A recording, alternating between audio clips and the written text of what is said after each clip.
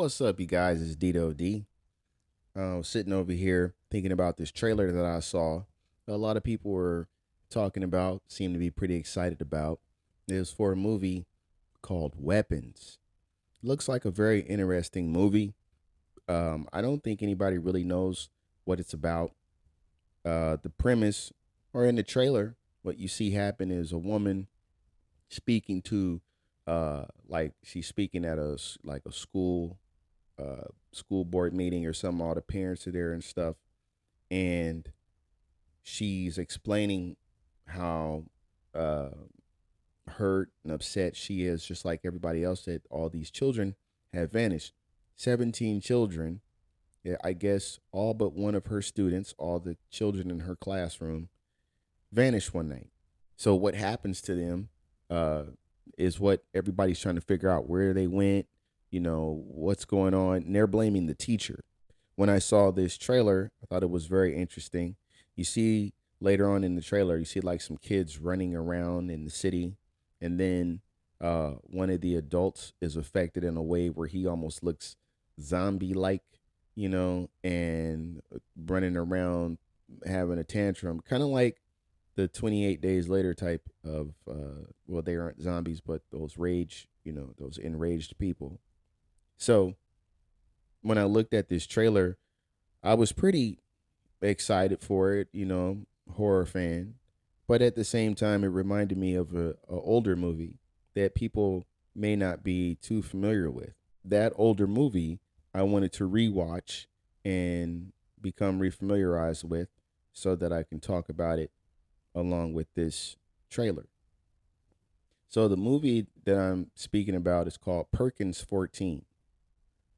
Like in the early 2010s, I think in the late 2000s up into the 2010s, they started doing this thing called Horror Fest. And they would do 8 films to die for. So they would come out every year with 8 horror films that were created for this Horror Fest run.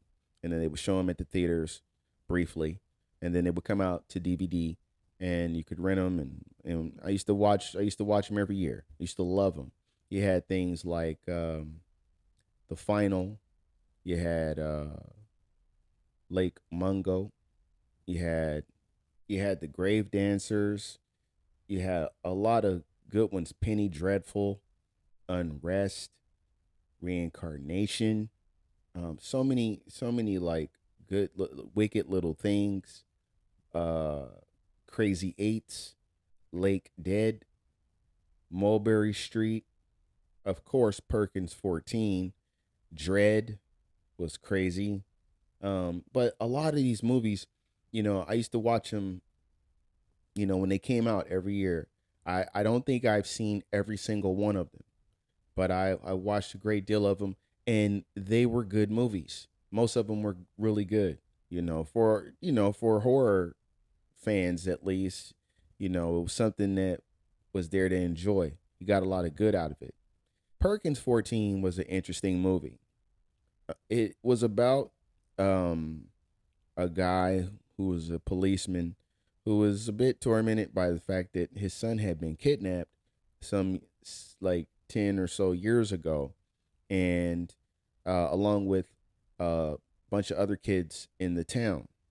When he closed in on the guy that he believed did it and was questioning him, he learns that he's pretty much, barking up the right tree, and sends another unit out, to go search the house that this person came from. And in that house, they find the children that had been kidnapped.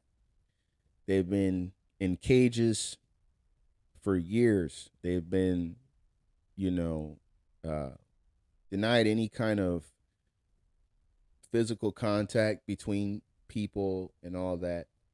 And this guy that took them kept them in these cages and fed them and then drugged them and made them crazy. When the person goes to search the house, he unknowingly unlocks the cages and lets the kids out. So the kids get out, and he's number one. They take him down, and then they get out of the basement and they just run through the city. They just run through the town and start. Just it's kind of a little nightmare, you know. So you got all these kids running around doing crazy shit, and they don't recognize anybody. They're just psychotic now because they just been drugged up for years. And what it was the guy who had taken them had witnessed his parents' murder, and he didn't want that to happen to anybody else, or I guess he wanted to protect himself so much that he created these weapons. He created these weapons, these kids, these weapons, right? And so when I saw the trailer to Weapons, it made me think of Perkins 14. I went back and watched Perkins 14. The first time I watched it years ago, I really liked it. I really liked the premise. Upon watching it again, the movie could be much better. The acting could be better. There's some good in it, absolutely, and I think it's worth a watch. But it could be better, and I think that Weapons is that. I think that Weapons is that better version of that movie. I'm hoping that it is. You know, it would be cool.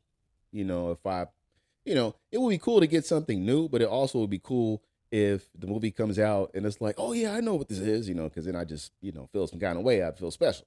So, but I just wanted to share that with you guys. So right now, as far as I know, if you go to Tubi, you can watch Perkins 14.